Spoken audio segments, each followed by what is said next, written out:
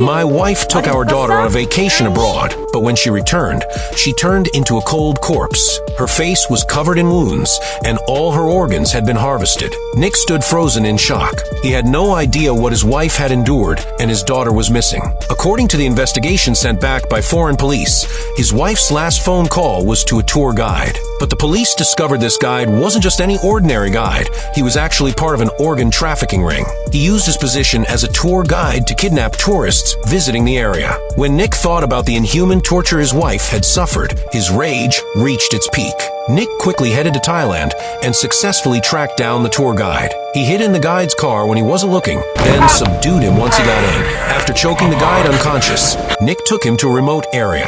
The terrified guide claimed he knew nothing, but under Nick's torture,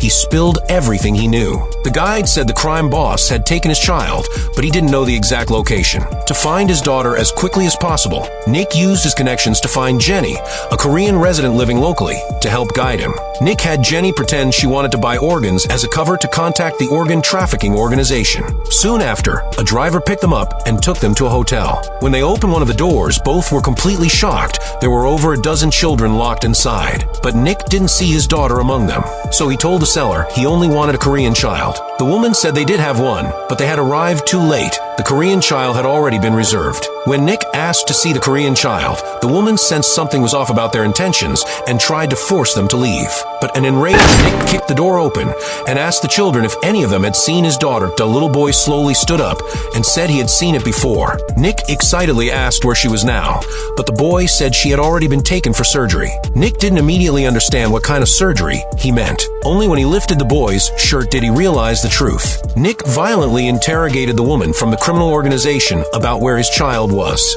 Fearing for her life, the woman told Nick his child was at a soccer ball factory in the suburbs.